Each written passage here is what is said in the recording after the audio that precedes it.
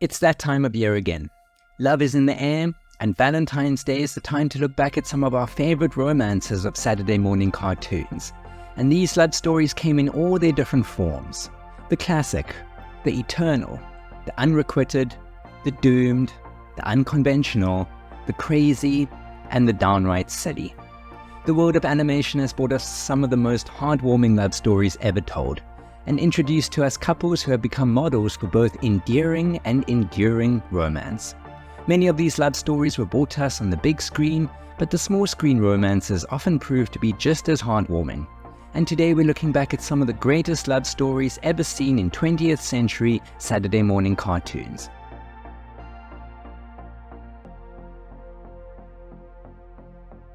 The golden age of animation was also a golden age for cartoon romance. Mickey and Minnie Mouse are the undisputed golden couple of cartoons, and their legendary animated romance has stood the test of time. Mickey and Minnie's relationship fundamentally shares characteristics with that of Walt Disney and his wife, Lillian Disney, who met Walt while working as a secretary at Walt Disney Animation Studios, and the two remained married until Walt's death in 1966. Mickey and Minnie debuted alongside each other in the 1928 short Plain Crazy, and the first time Mickey referred to Minnie as his girlfriend was through song in 1929's Mickey's Follies. In 1933, Walt Disney revealed that in their private lives, Mickey and Minnie are married. And in 1991, the woman who voiced Minnie Mouse, Russi Taylor, married the man who voiced Mickey Mouse, Wayne Allwine.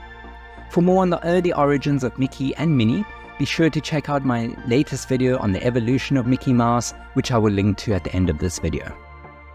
Another famous Disney couple have been Donald Duck and Daisy Duck, who shared a slightly more volatile romance, although just as passionate as Mickey and Minnie's.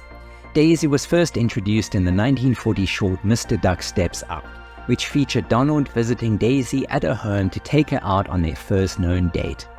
Despite the best efforts of Donald's nephews to disrupt proceedings, the date goes well and the couple remained an item until the mid-1950s, after which Daisy appeared less frequently in Disney shorts. While Mickey and Minnie's romance has always been sweet, innocent, and child-friendly, Donald and Daisy's manic and explosive personalities shone a light on the darker and more realistic side of romance. In the 1947 short Donald's Dilemma, Daisy takes a starring role and recounts to a psychologist how Donald's amnesia and loss of memory of his relationship with Daisy causes her immense emotional distress. In the 1954 short Donald's Diary, Donald meets Daisy on February 29 in San Francisco, and the two date, become engaged, and eventually marry before things turn sour. The short marks Daisy's final appearance in the golden age of American animation, and she wasn't seen again for almost 30 years. Let me know in the comments if your relationship resembles more Mickey and Minnie's or Donald and Daisy's. Popeye and Olive Oyl are one of the most iconic couples in cinematic history. Despite their rough start in the comic book years, the original Fleischer Studios depicted Olive as Popeye's love interest from the very beginning, and also made Popeye fight for her love by fending off the never-ending advances of his infatuated arch-nemesis Bluto, making Olive an unwitting damsel in distress in the middle of an unconventional love triangle. Popeye and Olive proved that love conquers all. The two remained a couple and would go on various crazy adventures together over the years. Even the original voice actors for Popeye and Olive, Jack Mercer and Margie Hines respectively, fell in love and married, and their relationship was front-page news in the 1930s. In 1987, Popeye and Olive appeared in a rebooted Popeye series named Popeye and Son, where the two are now married and are blessed with a son named Popeye Jr. The Flintstones has been one of Hanna-Barbera's most popular creations since the program premiered in 1960.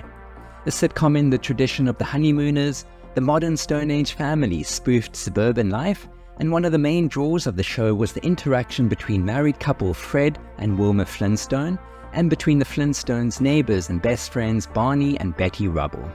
But there was another classic love story that we were treated to watching developing over the decades of the Flintstones being on the air, that between Pebbles and Bamm-Bamm.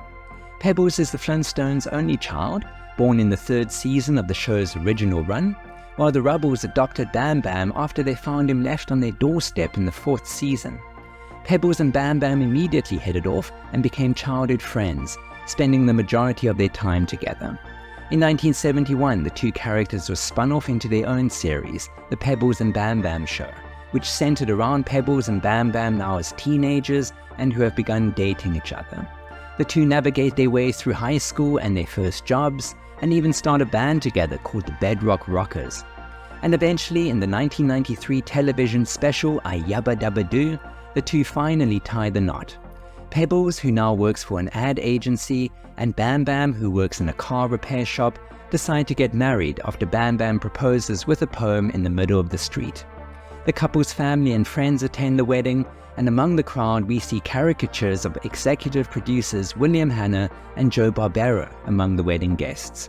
A sequel, released later that year entitled Holly Rock-A-Bye Baby, follows the newly married couple as they move to Holly Rock and start a family, as Pebbles gives birth to twins, their daughter Roxy and their son Chip. Jem and the Holograms featured a complex love triangle between Jerrica, her boyfriend Rio, and Jerrica's alter ego, Jem, who said Saturday morning cartoons were for kids. Jerrica Benton is the owner of the record company Starlight Music, and is dating the dashing Rio Pacheco, Jerrica's childhood friend, who is also a road manager and engineer for the band The Holograms. While Rio clearly loves Jerrica, things are severely complicated by his crush on Jem, who is not only Jerrica's secret alter ego, but also the lead vocalist and leader of The Holograms. Things aren't made easier by Rio's own personality, which is plagued by anger management problems, jealousy, and, ironically, trust issues, making Jerrica reluctant to reveal herself as Jem to him, in fear that Rio will feel deceived by her. This is depicted in the song Deception. Rio's unwavering crush on Jem puts a strain on his and Jerrica's relationship, which isn't helped by Jerrica's willingness to play along. Not only is Rio in a position where another woman is flirting with him, but, unbeknownst to him, Jerrica is completely aware of the situation she has put them in. But as the show progresses, she feels more and more that she cannot back out. Throughout the series, the dynamic of the relationship between Rio, Jerrica, and her persona Jem change, and the three get further entangled in an intriguing love triangle. Harley Quinn's relationship with Joker was perhaps one of the strangest in animated history. Harley first appeared in an episode of Batman the Animated Series entitled Joker's Favor, and by the episode The Laughing Fish, Harley was established as Joker's love interest. The new Batman Adventures episode Mad Love, adapted from the one-off comic book issue of the same name, gave us the origin story of the two's relationship. The episode depicts a young psychiatrist, Dr. Harleen Quinzel, who comes to work at the notorious Arkham Asylum and quickly falls for the manipulative Joker during their sessions. After he breaks out and is recaptured by Batman, Harley dons her famous costume and breaks him out again. The episode shines a light on their often one-sided and even abusive relationship, where Joker is shown to be cruel and dismissive of Quinn, even when she has Batman captured and is ready to feed him to piranhas.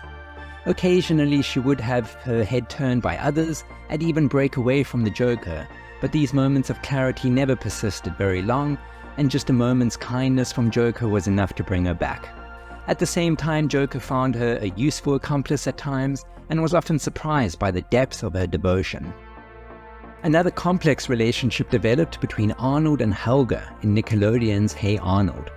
While Helga constantly bullies Arnold and outwardly puts up the front that she hates him, she is actually deeply in love with him to the point of obsession, as she frequently stalks him and writes love poems about him, builds shrines dedicated to Arnold, and often speaks in dramatic monologues about her love for him as she admires him from afar. Arnold himself has a complex relationship with Helga, as he is sometimes pushed to the edge by her pranks, but at other times seems to show hints he likes her true self, which is hidden under her tough facade. Several episodes have been dedicated to their relationship, which is the most catalytic and complicated of the series. During a therapy session in the episode Helga on the Couch, it is revealed that Helga fell in love with Arnold when she was in preschool, after he was the only person who showed her attention and kindness at their first meeting. However, Helga decided to hide those feelings when the other children started to make fun of her. In the first Hey Arnold movie, the two shared their first kiss, and in the Jungle movie, after going through several events, they finally acknowledged their feelings for each other and became a couple. Craig Bartlett, the show's creator, has confirmed that Arnold and Helga are meant for each other, and, as adults, they get married and have children. He's also stated that Arnold eventually finds out all that Helga did for him over the course of the series. Those are my picks for the best-loved romances of Saturday morning cartoons. But let us all know down in the comments which other love stories deserve an honorable mention. Please like this video if you enjoyed it, and be sure to share it with your significant other, letting them know which cartoon couple best resembles your love for each other. I'll be back soon with another epic story from the cartoon history books, so until then, thank you for hanging out with me today, happy Valentine's Day from me to you, and stay tuned for more cartoon history.